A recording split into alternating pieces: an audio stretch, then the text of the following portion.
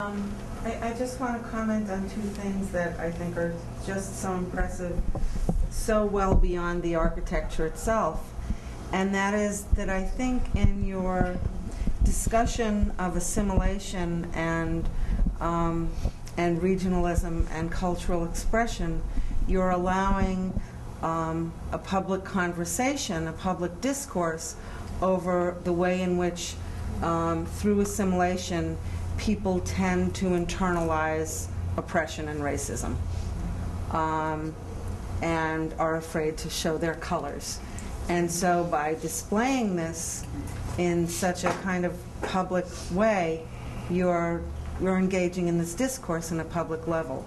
And the other thing that I think goes so well beyond the architecture is that I guess architecture in its best sense is about encouraging discourse and community. And through your process, as well as through your design solutions, you seem to be encouraging community, not just within one world, but through this dialogue, and just even what you've accomplished in terms of having the Smithsonian recognize the need to bring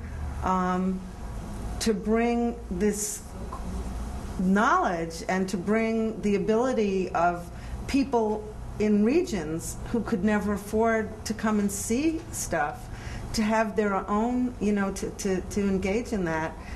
I mean, the communication and the community building is just extraordinary. So, I thank God all the time that I was raised in the household that I was, because even if I didn't understand at that point that I was supposed to go to design school, I was raised in a family that was, my grandfather used to say that he was an American by choice. The reality was that it was just a fluke, a political boundary of just, quite honestly, a few hundred feet. And my father used to always talk about, my father fought for this country. But then when he came home, he was told he couldn't live where he wanted to live. So he spent the rest of his life trying to fix that. And what I got out of that was how important the ability to communicate is, how important politics runs through everything. It's not I was raised in a family that didn't think it was ugly. It was actually thought it was the beautiful thing about, we think about politics as being ugly. It's not. It's kind of what makes our country different. And so I'm very thankful that I was given that. And then I became a politician. And what it taught me, I had a moment where I said, there are lots of people like me in politics, but there is nobody like me who has the ability to accomplish this in a cultural context. And so thank you. And sometimes it's really, I have to tell you, it's like, it's not pretty. Sometimes I feel like I just did a public hearing on a I feel like I just slit my wrists and let people, say whatever they want to say, but it's important, it's the only kind of, you don't go to a doctor and say, now let me tell you how I want you to operate on me, or you don't go to a lawyer and say, let me tell you how I want you to defend me in this case. But the wonderful thing and the difficult thing about design of anything is that everybody has an opinion, and they should. And they should. I've taught young people, very young people, for a really long time now, and there was a moment that I was so struck by a young Hispanic girl who was embarrassed about her parents speaking Spanish and didn't want to speak Spanish. And ever since then, I've always made a point with from the time my kids are young, about encouraging them to keep that language, their language, and using it, and kind of I just think that it's one of the small things that we can do as teachers too, is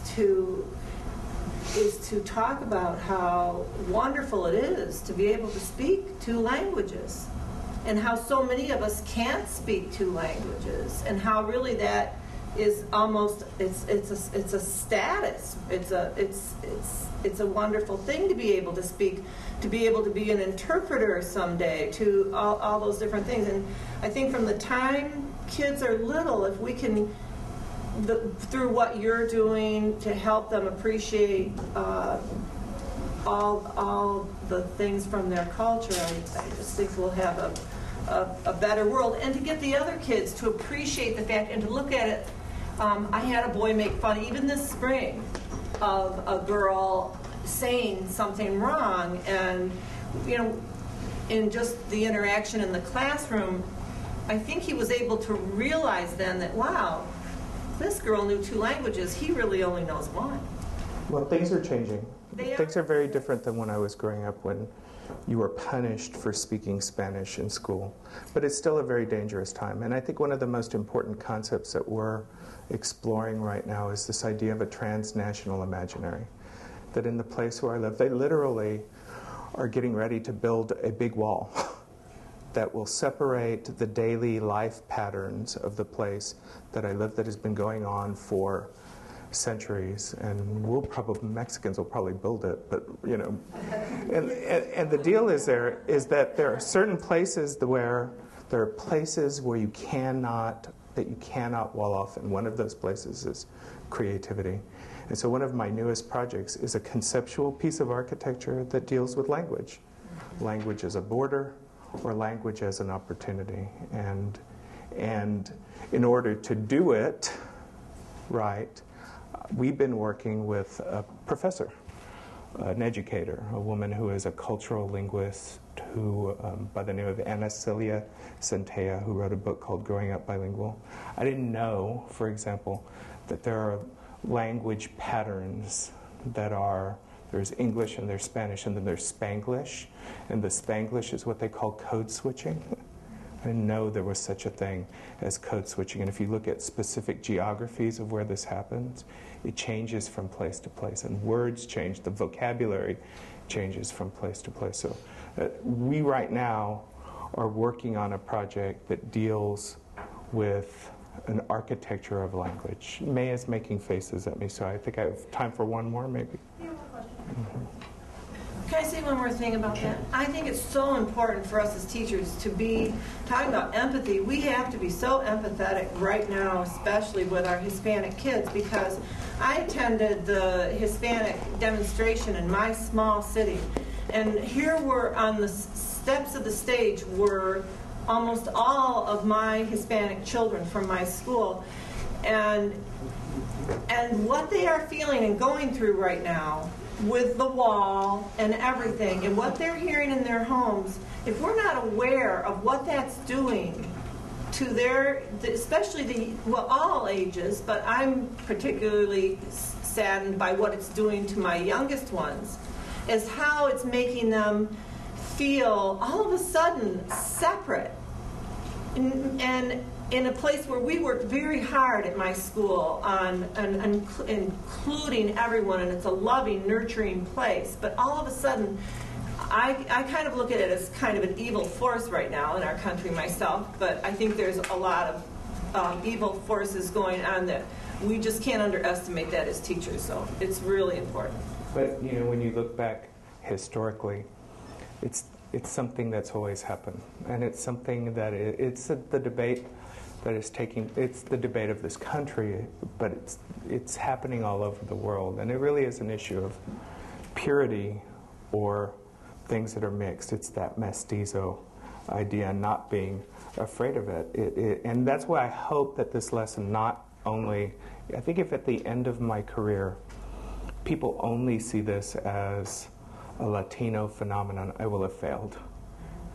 That it has to be an exploration that has an application to communities across America who are all looking at this, how cultural negotiation can happen in a healthy manner, in a negotiated manner, not pure. I mean, I've had some good arguments with her, not an easy, it's not pretty, but in the end, something that is about bringing people together and embracing the mixture in all of us, because the truth of the matter is none of us are pure.